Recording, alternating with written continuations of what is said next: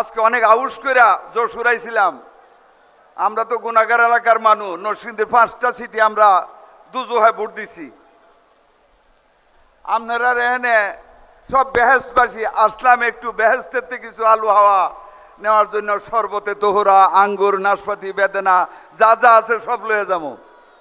কিন্তু আপনাদের মন্ত্রী মহোদয় যেইভাবে আমাদের মাননীয় প্রধানমন্ত্রীর কাছে চাইলেন, বেহেশতবাসীদের তো পরিপূর্ণ মর্যাদা দিয়ে আল্লাহ তাআলা বেহেশতের ভিতরে রাখেন, এরপরে মাননীয় প্রধানমন্ত্রী আর কি দিবেন আপনারাই বলেন। আমরা দুজকবাসীরা কই চাবো, সব চাওয়া এই বেহেশতের একজন দুজকি মানুষ মাননীয় প্রধানমন্ত্রীর কাছে চাইছে।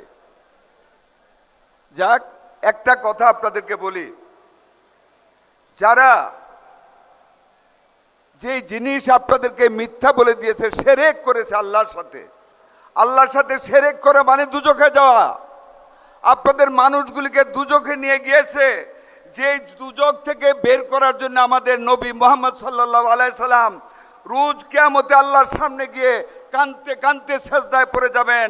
আল্লাহ বলবেন, হে মুহাম্মদ তুমি মাথা তুলো। মুহাম্মদ মাথা তুলবেন, আল্লাহ বলবেন, হে মুহাম্মদ তুমি কি চাও? মুহাম্মদ বলবেন, হে আল্লাহ আমি আমার উম্মতদেরকে এই দুজকে রেখে আমি বেহেশতে যেতে পারি না। আর সেই বেহেশত, যেই বেহেশত আমাদের নবী কেন্দ্রে কেন্দ্রে আমাদেরকে দুজক থেকে বেহেশতে নিবেন, আর সেই বেহেশতে একটা মার্কায় ভোট দেওয়া আপনাদের কাছে আপনাদের দিয়া দিছে, আর তার ফল আজকে আপনারা এমপি সব বেহেশতের মেওয়া চাইতেছে মাননীয় প্রধানমন্ত্রীর কাছে।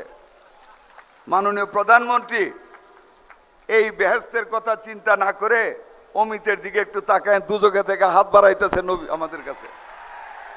কিছু কিছু দিয়া যাবেন মাননীয় প্রধানমন্ত্রী, এই দুজকিটারে তো আমাদের বাঁচাইতে হবে নাকি, আপনারা কি বলেন?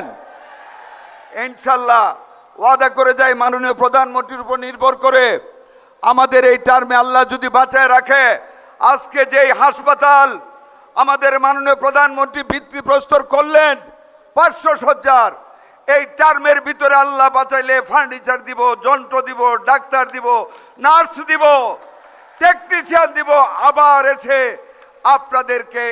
আপনাদেরকে সাথে নিয়ে হাসপাতাল উদ্বোধন করবো ইনশাল্লাহ।